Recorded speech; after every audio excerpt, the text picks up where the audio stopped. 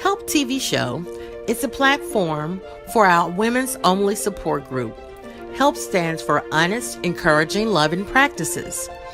Our group is made up of women from various walks of life who've come together to uplift, encourage, and cheer one another on. We share knowledge, exchange information, and enlighten one another. When you need help, just ask. If we don't have the answers, we can at least point you in the right direction. We're here to lend a listening ear, be a partner in prayer, and even an extra pair of eyes when needed. Help the TV Show addresses some of the group's most difficult topics. Help TV is aired on Cousin Pastor TV Network on Wednesdays at 4 o'clock p.m. Be sure to join us. Help Loving Practices. Hello, and welcome to Help Honest, Encouraging, Loving Practices. Thank you all for tuning in. And today we have an exciting topic. I was actually looking for women to send videos in, but it's such a touching topic. I wasn't upset that I didn't receive any. I am going to share the stories that they did place on Facebook, and I'm going to tell my story. And to give you a little background on it, this all started over a Facebook post. So tune in and let's get to business. Frequently asked questions. Well, our most frequently asked question as women is, are you pro-choice? So the subject came up, birth versus abortions, and a lot of people chimed in. We had a couple of men to even chime in. The thing about it is, it's your life, it's your body. You do what you have to do. Do what's best for you. Everybody's not going to agree with you. You are the one that's going to have to deal with what's going on. This is all about you. This is all, your life is all about you. I do, however, feel that if you already know that you're not capable of taking care of a child, not sure that birthing one in the world would be the best option for you. Not at all. Okay, the first post that I saw on Facebook was a friend of mine who was sharing her story. Her story actually came from talking about the presidential election and how people were saying that they couldn't vote for Biden because he was pro-choice. I mean, again, you're going to do what you're going to do. Different people do different things for different reasons. So as she goes on into her story, she got a feedback, a little flack back and forth. Just to give a rundown of her story, she found out she was pregnant and it was a life or death situation. It was going to be her or the child. So of course, until she's trying to make sure she's able to carry this baby, until her internal organs start shutting down. And then she decided to go ahead by choice. You know, even though it was a life or death situation, she held that in. She, just embodied that for years and years. And so when she shared a story, it was really touching to me because I didn't read the initial post. I read the second post where she was giving a breakdown. And that was a part of her. And we've been knowing each other for a while. But that was a part of her I didn't know. I'd never heard her story, that story. And so it pulled on my heartstrings. I reached out to her and was like, oh, wow, I'm so proud of you. I think I want to use this for a topic for the show. Is that okay with you? And she's like, yeah, that's fine. And I was going to have her on. It was just going to be the two of us initially. That was the game plan. So we were going to go ahead and do a Zoom and just do the two of us. But then as she and I conversed about it, we realized that there are other women. She's not the only one that's having this problem. She's not the only one who's gone through this. So there are other women who haven't actually had time or a chance to voice what they've gone through or how they felt And so I was like, I've never thought about it like that. Well, let me open the platform. Well, let me get the forum up so everybody can get a chance to say what they're feeling or to, express themselves. And I put the post up on Facebook page, birth, abortion, how many have you had? How did you feel? The whole nine.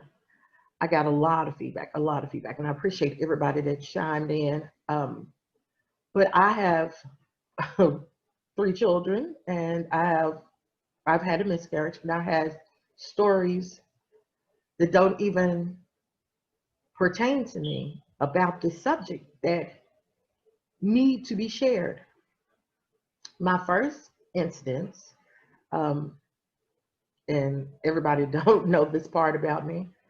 Um, I didn't date early. I was a late bloomer. So the guy that I was seeing, I was maybe 21, 22. The guy that I was seeing, um, we had apartments around the corner from each other. And he had keys to mine. I had keys to his. So it was not a big thing. He was a truck driver, so he was in and out of town. It was, again, not a big deal. I handled that very well. And one day I get a knock at the door, and the lady comes to the door. I come to the door, lady's at the door. It's a nice looking lady. And she asks, "Is your brother here?" And I said, "My brother? No, my brother doesn't live with me. And I got 3 younger brothers. So I want to know why this woman looking for my brothers. What do you want?" So I asked her, "Which brother?" And she calls the guy's name. And I said, "Oh, that's not my brother. That's my boyfriend. And what's wrong? What you looking for him for?" "He's supposed to give me some money." I said, "Some money? What do you need money for?" And keep in mind, I'm not the jealous type. So just a woman looking for him, and he owes her money. Well, you want me to give you the money? He can just give it back to me. What's going on? What you need? He told me he's gonna give me $500. I said, $500? Ooh, that's a lot of money. What do you need? What do you need $500 for? She was going to have an abortion. So even though it was nothing I could really do this, that was out of my hands. I was hurt. I ain't gonna lie, like I was hurt. We didn't have any kids, so of course, you making babies with strangers and the whole nine. Okay. I went in the bedroom, pulled out $500, took it downstairs to her. I get downstairs, she's sitting on the floor crying. The hell is going on now? What's wrong? I'm gonna give you the money. And I'm thinking she's upset about the money. Just, well, I don't have anybody to go with me. I have to go alone. And I said, "To the abortion clinic?" "Yeah." Mind you, this is the lady who just informed me that my boyfriend of 2 years has her pregnant. Christian young lady, lover of all, the whole nine. I say, "I'll go with you. You promise?" I say, "Yeah." When, when are you going? "Right now, before I change my mind." "Okay, let me put on some shoes." I'm at home, so I have the house shoes on. So I went and ran, changed my shoes, grabbed the jacket. I'm cold natured, so I take a jacket everywhere. Grab the jacket, grab some money, put it in my pocket.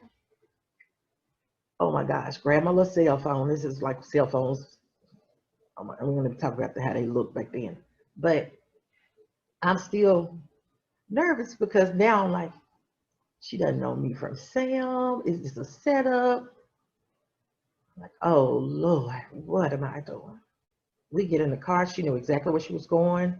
And I was like, she must have done this before. I was frantic. I was nervous. I was crazy. My heart was racing. I felt like it was me. We get to the clinic. She's already made an appointment. She takes Rose in. She makes her payment. She does all the little stuff. They ask her a couple of questions. And see, at this point, I didn't know how it worked. So I'm like, cool. And they call her to the back. And she turns around like, you coming back here? Like where?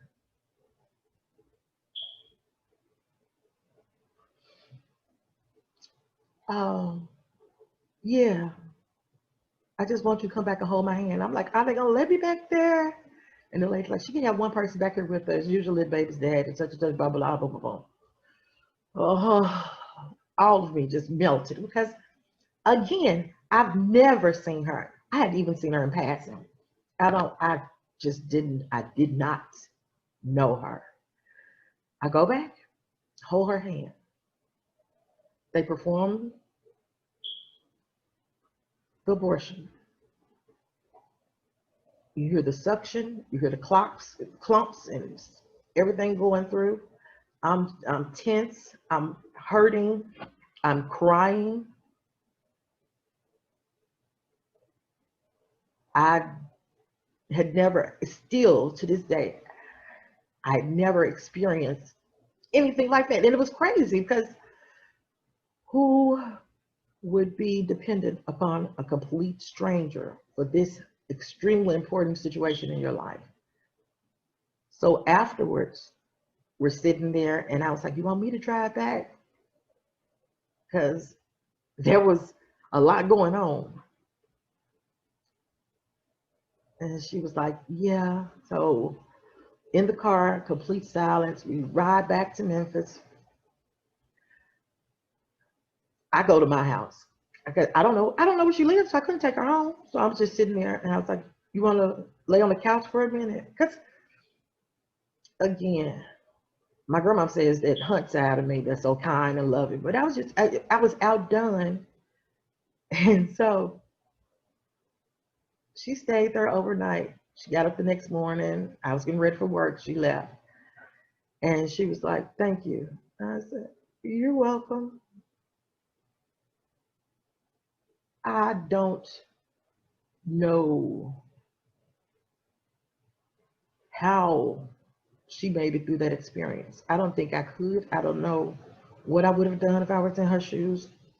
I don't know if I would have had the baby and then just had to deal with the situation later or what have you. He came in from the road, and of course, first place he stopped is over there. And I was like, oh, I got something I need to tell you, but you need to sit down. He was like, sit down. What's wrong? And I could tell from his actions, he probably thought I was going to say that I was pregnant. So I was like, while you were gone, the lady stopped by here, and you guys had planned an abortion. So I ended up spending my day off at the abortion clinic, which I've never been to before, with a complete stranger, a woman I've never met before, because she knocks on my door looking for my brother and says that you guys had an abortion plan. Yeah, but she wasn't supposed to come over here. So it was yours, yeah. I said, well, you owe me $500. You owe me for taking her. I'm sorry. All the rest of it, mm-mm, I'm not worried about. But I still to this day have not experienced anything like that. That was like the most horrible thing. I've miscarried, but my miscarriage was nothing, absolutely nothing like that situation. And the way that abortion went, she didn't even get a chance to see what the child was or anything. But I guess maybe, in my brain, I'm just a different person. So in my brain, she didn't want to know what it was because she didn't want to have it. So she's like completely separated herself from it. I asked him months later, have you ever talked to the girl again? He said, nope. Have you ever saw her anymore? Nope. I would just want to know how she's doing, if she went and got any mental health or anything. But it's crazy. I don't know about that one. I don't know about that one. It was a sad case. And I guess she probably felt like it was a sad case too, because she's the one going through it. Hell, I didn't go through anything. I just sat there and held her hand and wiped my face with the other hand because, again, I was torn. I did not, for the life of me, I could not understand. And we're a baby family, so you get pregnant, take care of yourself, do what you're supposed to do, eat what you're supposed to eat, exercise, get yourself together, stay in a happy mode because we like happy babies. So her having to go through that part was so, mm, it was just something. I knew then that I would never want to have to go through that. And that's my story on abortion. That's the story. That's the only story I have on abortion. I don't know anyone else who actually had a physical abortion thereafter. Um, Births, and see, this is the crazy part because I really believe deep down, like I think I told my grandma about the story, but when I became pregnant, you know, you have the motherly talk. My mom had talked to me, my aunts had talked to me, everybody talked to me. But when I had that talk with grandma, she was like, I'm gonna tell you before we go to this hospital. I was like, oh Lord, you gonna be in the hospital with me too? Yes. Tell you before we go to this hospital. Don't get up here. All this hollering and stuff. You want to do no hollering when you got the baby. Don't push her out with all that hollering. Go up here, take a deep breath. This is what God intended. He made your body for this. Relax, release, and listen to your body. Let your body take charge and have these babies. I was like, well, I'm gonna get, that's when the epidurals were real big. I'm gonna get an epidural, so I ain't gonna feel nothing. No, you're not. You ain't get no epidural getting it. You ain't gonna get an epidural to have it. You're gonna have this baby. Grandmama, and keep in mind, I was grown, so it wasn't like she's talking to a young girl. I was grown. And I had listened to what they had said. I did the walks like they said every day. I was making sure I eat plenty of vegetables. I was following protocol, as we call it. So I got to the delivery room with my first child. Got to the delivery room, and gosh, I was just waiting for, I don't know, somebody had told me that's gonna go around your bed 7 times. So I was waiting for all that stuff to happen. None of that happened. The lady came in. She said, oh, you're just 3.5 centimeters. You have to be 10 centimeters. So in my mind, I'm like 3, 10. So I need 6.5. How long is that going to be? Because I'm thinking they can give me a time. Oh, you have your baby at such and such, blah, blah, blah. The lady says, it might not be till late tonight you had a baby. We can't tell you exactly what time. Hmm. She walks out the room. Everybody sitting in the room. We have, a family room. So all my aunts, my grandma, my cousins, we all sitting in there on chill mode. Grandmama asking me, because they had the little register around me. Can you feel that? Yes, ma'am. Well, you don't act like you say, you told me don't holler. What am I supposed to do? What you want me to do, Grandma? You told me don't be in here hollering. So I'm not hollering. I'm trying to take the pain like a champ. We're talking and everything.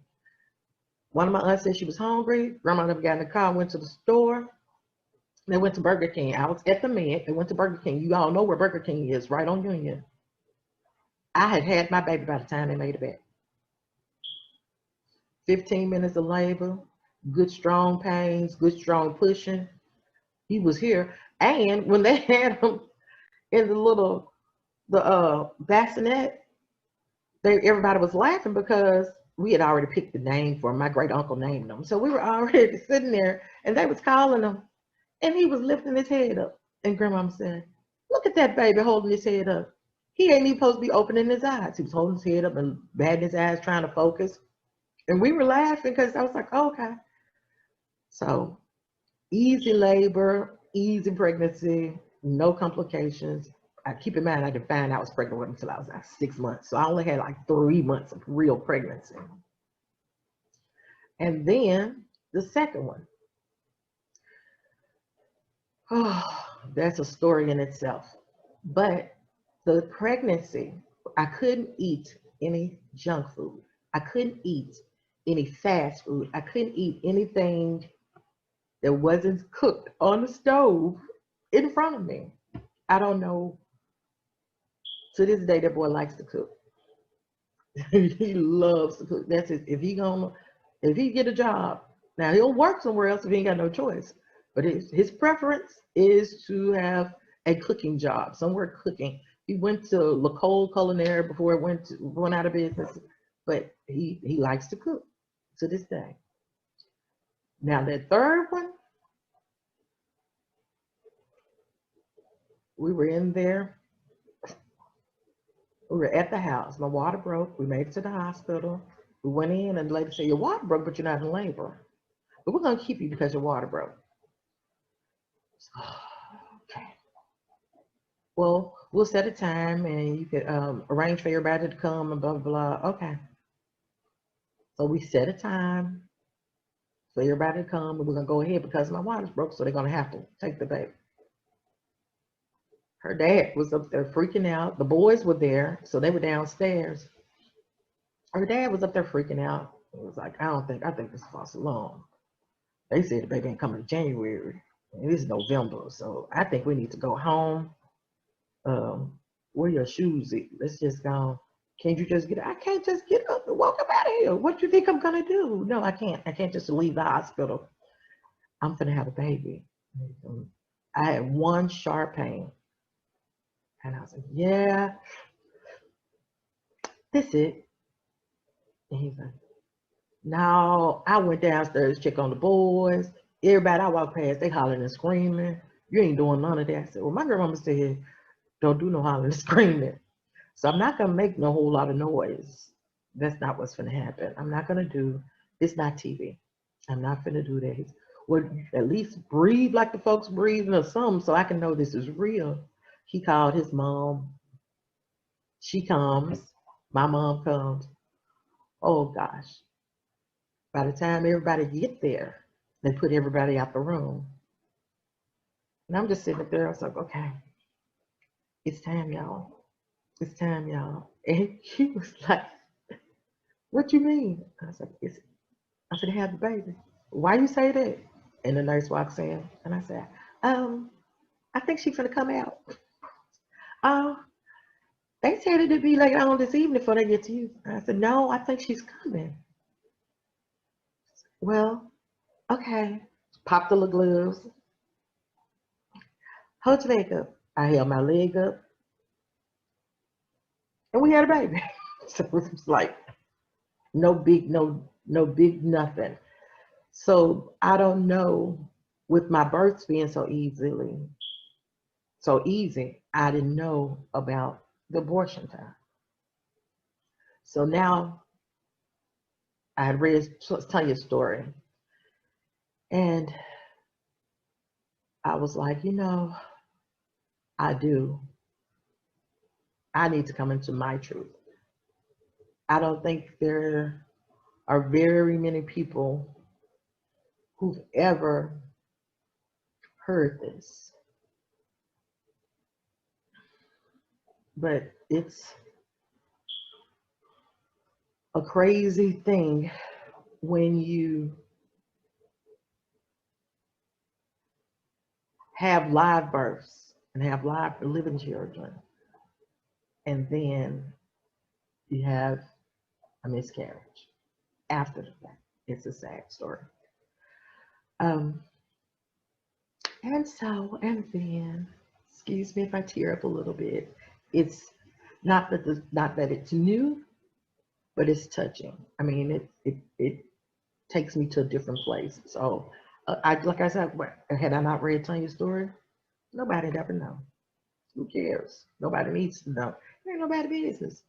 But somebody may hear this and be able to have a better understanding of what's going on with them, or be able to even seek out if they should need help, because we all think we don't need it, but deep down, sometimes we really do. Okay, so I'm going about my everyday life, doing my everyday thing, just being me, silly little Dale.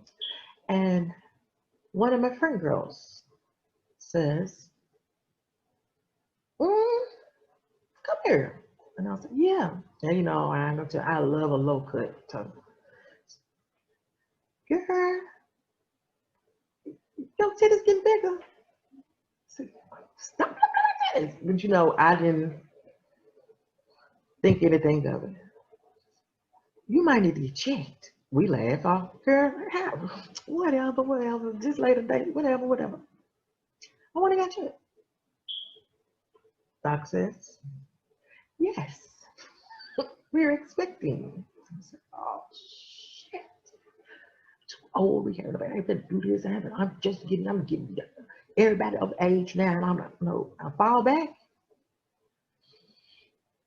But guess what? I tripped, so I was going to take that fall. And I got excited. I started doing little stuff. I hadn't reached that 6 month point, so I didn't buy anything yet. But I started looking at stuff, started picking out names and what do I name? If it's a girl, I want this. If it's a boy, I want that. And blah blah blah. A whole mental state started enveloping it. Then the doctor says, "You can't have it there. We got some other stuff going on. I'm gonna have to terminate the pregnancy." So in that line of termination, I was like, wait a damn minute. The hell is he talking about? So I called my partner, we talked and laid everything on the line, and I was like, I'm going to have to terminate. We gonna sit down and look at our schedules and make sure, because I'm gonna need you with me and blah blah blah blah blah blah. And all of that was good. All of that was good. So once we got everything lined up, I freaked out. Mm-mm, I ain't gonna do it.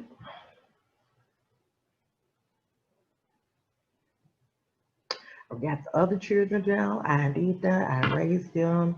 I, I ain't gonna do this.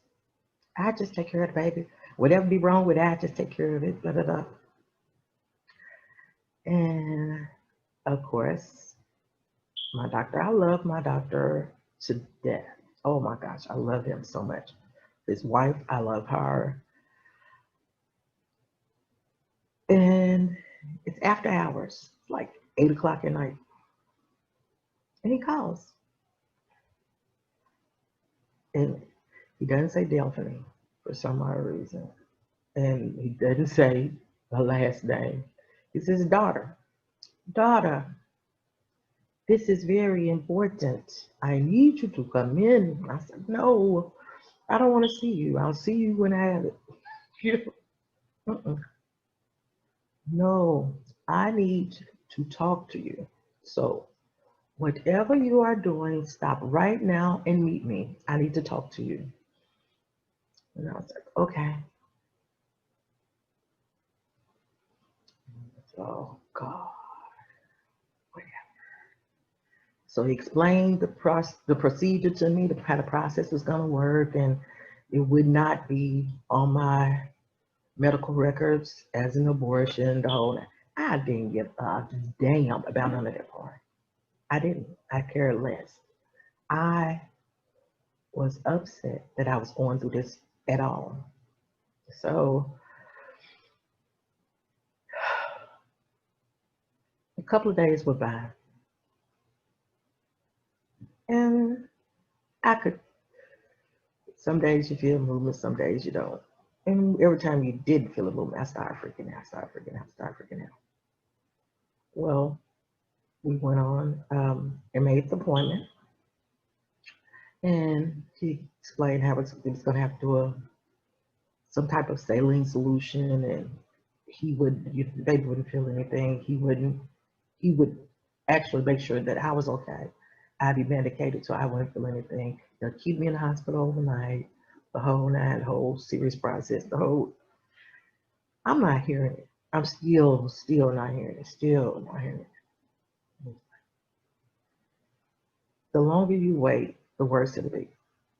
Because now I'm singing and dancing and talking and rubbing, and again, nobody actually knows.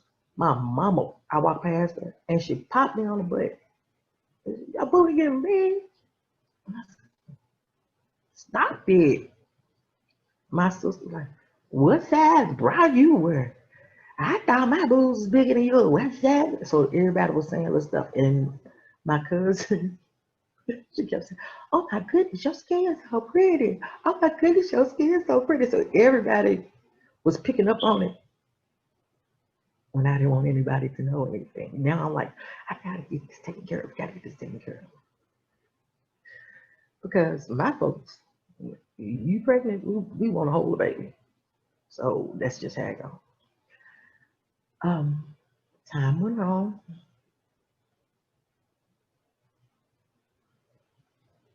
Time came for me to get to the hospital. No, the night before. The night before, I was ill. Um, Everything. I was gagging and puking, and even had a nosebleed. It was just like everything just went haywire in my body. Um, my guy friend at the time he was A1. He's bringing salt to the bag and doing little stuff. He was on one. I can't take that from him. He was right there. He got a call that he had an emergency meeting and he was not going to be able to make it to the doctor's office. So what you think I'm gonna do? I'm not going. What? I'm not going. And he was like, no, this is what we'll do. I'll drop you off. I'll pick you up. I'll come out there. I'm gonna make this meeting, but I'll be right there by your side. Don't worry about that. We ain't talking about nothing. Absolutely nothing. Because I ain't gonna do it. Of course, before I go to sleep, Doc calls and says, see you early in the morning. Stop talking, Doc. I'm not coming. Yes. Give him the phone. I gave him the phone. Yes, Doc, I'll have it there. Yes, Doc, she'll be there. Yes, Doc. Okay, 5, we'll be there at 4:30.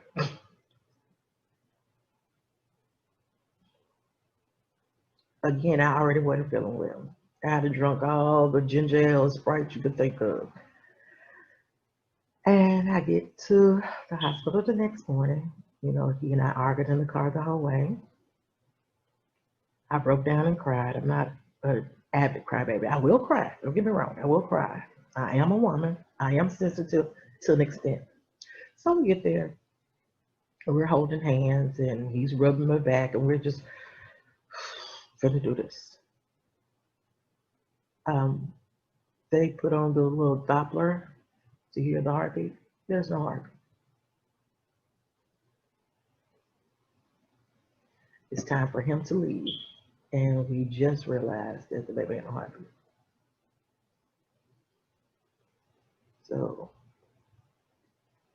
I'm crying tears, boo-hooing, boo-hooing, boo-hooing. And kissed me and said, it's a decision that you didn't have to make because you were not doing very well. And that's why you were sick all night. Now keep in mind that I love this man. I love this man. But I looked at him, fuck you. He has to leave. He goes on out. Doc does what he needs to. Give me prep. I'm at hospital.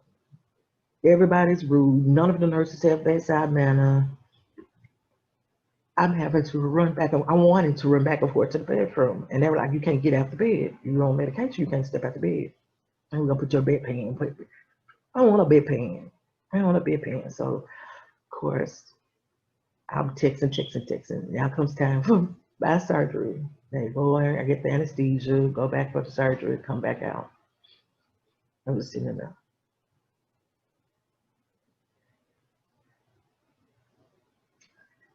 hurt to my core.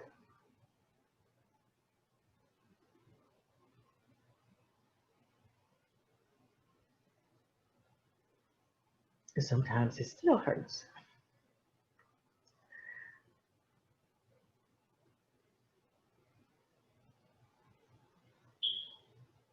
I got a chance to sing them the whole nine, but it still hurts. It still hurts. Um,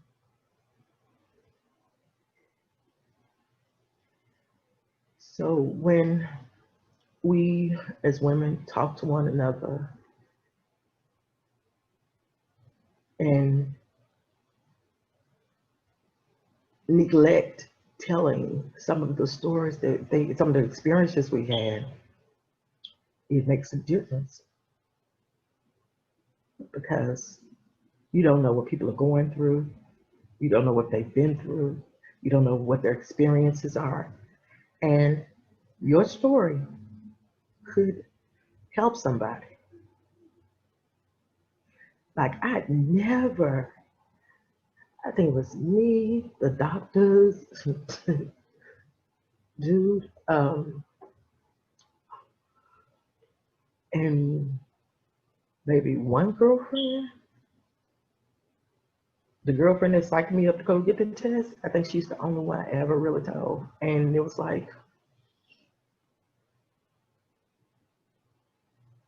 maybe I'm glad I didn't tell anybody because coming, not being able to produce this child would probably upset a lot of folk.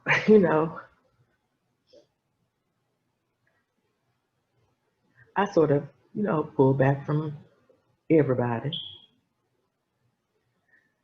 Even now, I catch myself keeping to myself. I am very affected by it. So that's how I know. That's how I know that sometimes you need somebody to talk to because I just feel like I ain't have to talk to nobody. I ain't need nobody. Don't nobody understand what I'm talking about. Nobody understand what I've been through. Don't nobody know what I'm feeling. And then so when I saw Tanya's post, I'm reading her post, of bawling. I'm just bawling. And, I'm at work. So I'm sitting over there. Oh, and of course I get extra thousand. Hey, hell is you crying about? What's wrong? What's wrong? What's wrong? There's nothing wrong. It was a release. It was a release because now her telling hers, I can tell mine. Now I needed to hear hers so that I could share mine with someone else. And maybe my story will help even someone else too. I mean, there were several of them posts, several women posted on the page. Excuse me, y'all. There were several women posted on the page, and it was like, I don't know, maybe I didn't make it clear enough to let them understand what it wasn't just about if you had an abortion. It wasn't just about a bad childbirth. We wanted to hear the good experiences too, because sometimes the good experience helps somebody through. People laugh at me because I say I had all three of my children in less than 15 minutes. All 3 years I delivered in less than 15 minutes. From the time active labor started, I reached 10 centimeters. So I've heard people like, I was in labor for 4 days. I said, 4 days? The hell was you doing for 4 days? But different strokes for different folks. But um, and so now I'm gonna go to the Facebook page and share some of their stories. I appreciate you all, and I thank you for allowing me to release. And we take for granted mental health status. I am now an extreme advocate for mental health because we don't take care of ourselves. And when we don't take care of ourselves, when we forget to put ourselves first, you you shortchange everything. You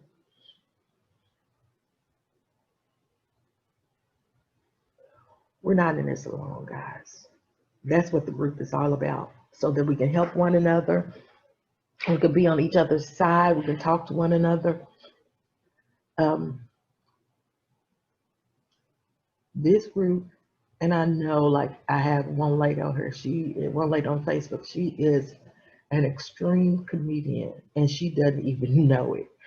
And some of her posts, it may not even be anything but a picture of a cat or somebody, just a meme, anything. But it's like, you know what?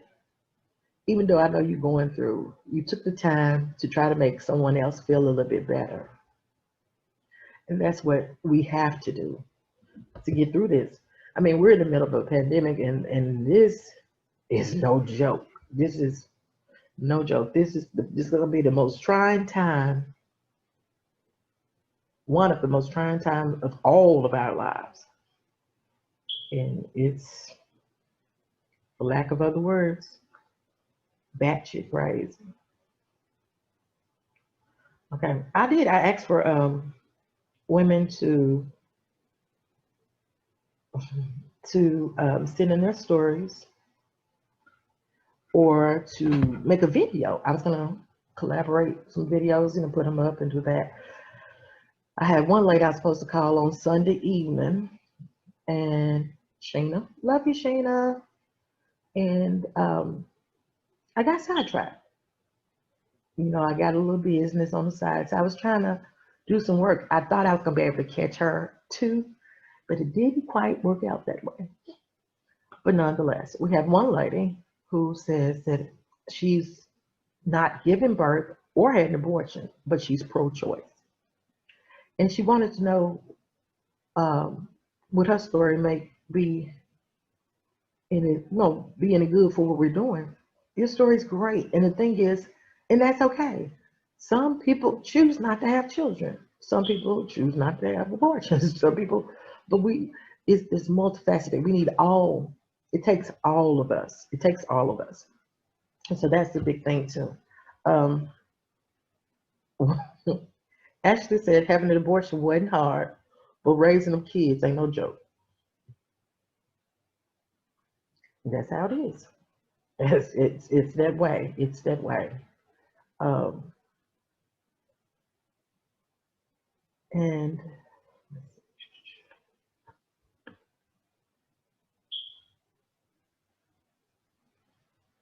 birth was hell, pregnancy was hell, and raising these kids is no joke. And I think that that's the biggest part of it because we take for granted that it's gonna be easy when you have kids. But do know they don't come with instruction books. I would love to have had an instruction booklet. You know what? But see,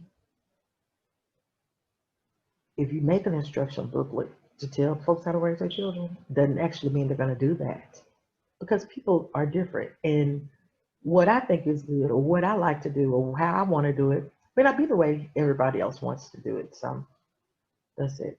We have one lady, she's 3 births, 2 miscarriages.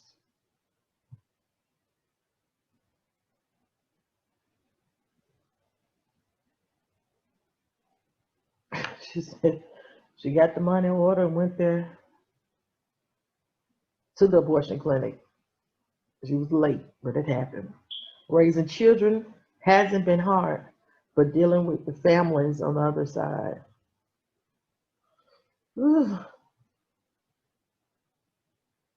Now that's a whole nother ball game. That's another story too, because if you choose not to abort and you have the child, there's a whole nother side of the family. Um, I had one lady on Facebook post about her 7 year old was doing some outlandish stuff and she didn't know where he got it from. And I had to tell her, like my grandma told me a long time ago, you didn't have a baby by yourself. It's a whole nother side of the family. And if you didn't take time to get to know that side of the family or pick up on them traits, you in it by yourself. That is one of the main reasons I try to make myself very available for my grandkids because the girls had babies young. So when you have babies really, really young, you guys was teenagers. So you don't know, and he doesn't know either. You don't know what all happens in the family. Like I have a granddaughter who has eczema. And the sad part, she has it in her head, just like me. That's why my head look like this right now. I was actually supposed to have braids. I was like, oh, I'm gonna put some braids in. I'm gonna do this, do that, the other. I got in the shower to wash my hair and had a breakout. And I was like, okay, right here is a spot. So I keep trying to explain to her, it's nothing you're doing wrong because she's like, I think I make a ponytails too tight. I said, mm. She got eczema. So when she went to the doctor, guess what? She has eczema. So you don't know the people that are on the other side. If they're not allowing you to get to know them, you can't make folks, you're going to let me know you. You can't make folks. So it's not your fault. But that's a big thing too. This one lady said she aborted her first and then gave birth to two daughters. And some nights she don't sleep and it's been 26 years. My heart goes out to you, baby.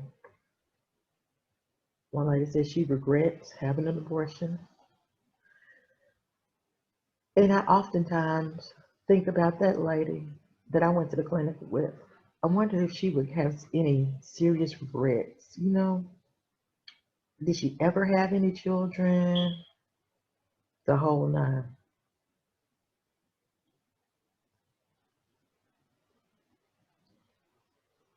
This lady says she's never had any abortions. She has three living children. She's had two stillborns and three miscarriages.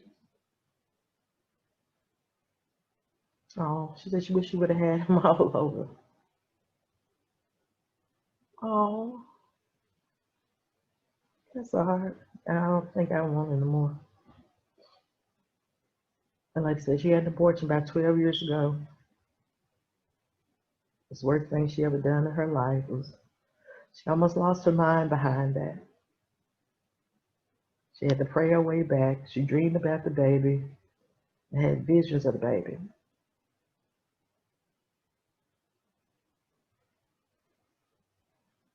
She vowed to herself that she'd never do that again.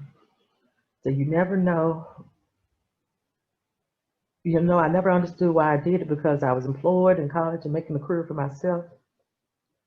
I had supportive family and friends. I don't know why. I guess fear. Oh, bless your heart.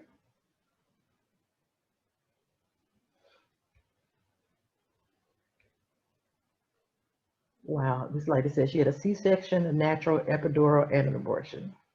And her C-section was the worst. I could believe that my daughter was in a car accident and she ended up having to have a wound vac. And when the nurse was here, she was telling us that now, back in the day, they just bandaged you up and you had to change it and all. Now they put a wound vac. That's suction. So now they put the wound vac on the C-section. You have to walk around with the machine suctioning.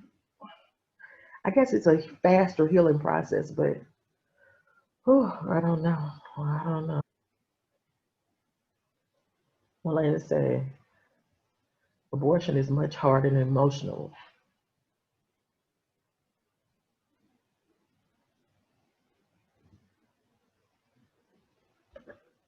Hmm. And that's really it all in a nutshell. So we take for granted that one choice is better than the other, or one choice is more important than the other, but we really don't know which choice was the best choice. Just because it's not doing the way you wanted to, excuse me now, just because it's not, life isn't going the exact way that you wanted it to go, doesn't mean that it's not, you didn't make the best choice. And of course, hindsight is 2020, and we all feel like we've done one thing or another, but you may have actually made the best choice.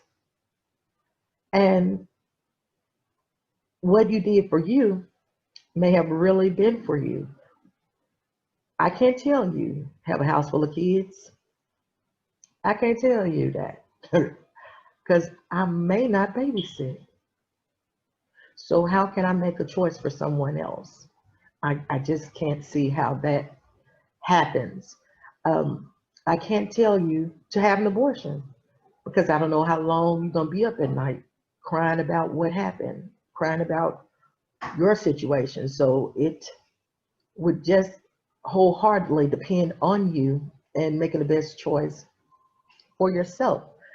Um, there are the pro-choice is, and this is the thing, because the part that we get caught up in the gap is you can choose to have the abortion, you can choose to have the baby, but the ones who miscarry with no entail, or the stillborns, now that is a whole, that's a topic in itself. So those things are out of our control. But what we can control, the things that you can control, the things that you can do, if you need help, you need support, you need to ask whatever's going on, you reach out. It's okay to reach out. It's okay. One person doesn't know it all, and we need each other. And that's why we're here. So gonna shut it down, and we're gonna wait. I hadn't picked the topic for next week at all yet, but we're gonna be super ready for it, and hopefully we'll start back our Zooming. So ladies, let me know your availability. I know late nights is best for me, late nights or early mornings. But again, I don't want to be the only one on here. I mean, it's cool and I love it, but I like if we were doing it as a group, like we were at first. So I'm gonna reach out to a couple of guys that I know that will Zoom, and if nothing else, we'll set a time and try to stick with that time. But I appreciate you all for tuning in. I'm sorry for whistling out on y'all today, but hopefully it has been a help for someone. Help. Honest, encouraging, loving practices. All right, guys, you have a great one, and see you next week. Bubble bars. Everyone has soap that they like, but why not make bubble bars your favorite? They have quick lathering, lots of bubbles, fresh clean scent, moisturizing bases. They're hypoallergenic and they have organic ingredients. They're homemade and packaged with love. Bubble bars. The scents are hint of mint, fresh and clean, dandy candy, tropical treat, citrus craze, berry bliss, tutti frutti, flora fortress, and herbal homefront. Why don't you try a bubble bar? Order online or on Facebook. Are you looking to relocate your home or business? Do you need someone that's professional, affordable, and reliable? Call Movers and More 901-331-0063 or 901-282-6687. Movers and More specializes in both commercial and residential relocation. They have 25 years of experience, and moving is available both local and long distance. They also offer free estimates and are open 7 days a week. Movers and More. 901-331-0063, 901-282-6687, www.memphismoversandmore.com. Do you have a daughter, niece, cousin, granddaughter, or even a friend that needs a little guidance or direction? Sans Child, founded by Dr. Tara M. Turner, is an organization dedicated to enlightening of girls from 7 to 17 and handling issues with anger, aggression, and bullying. Sans Child has 10 years of successful mentoring. They have diligent and dedicated volunteers. Sans Child offers group sessions and one-on-one sessions. Do you know of a future leading lady that would benefit from joining Sans Child? Well, call 901-387-8283. Again, that number is 901-387-8283. Or go to www.sanschild.org. Sweet Flame Candles by Brittany. Do you need to relax after a hard day's work? Are you looking to distress from the worries of the world? Run you a bubble bath and light a candle. A Sweet Flame Candle. Sweet Flame candles are hand poured and have up to 60 hours of burn time. They have high quality fragrance and a variety of scents: strawberry shortcake, lush linen, coconut lime, just to name a few. Buy 2 and save 10%. Buy 3 or more and get free shipping. Candles provide comfort and relaxation, and they add ambience to any event. Sweet Flame Candles is Black owned by Brittany Matthews. To purchase your candle, call 615-573-6657 or go to www.sweetflame-candle.myshopify.com. Hi, I'm Delphine Polk of DP Enterprises, better known to you as Fix It Del from the Thaddeus Matthews TV show, only shown on the Cousin Pastor TV network. DP Enterprises is a multifaceted company that offers services from resume writing to contracts and all in between. Our motto is, if you need some help and you want to yell, don't give up, just call Fix It Del. I'm also available for voiceovers, songwriting, poetry, and short stories. I specialize in executive administration, which duties include business setup, business management, and internet television production. Delphine Polk, Fix It Del, DP Enterprises, 901-440-0335. Miss Delphine at gmail.com, DP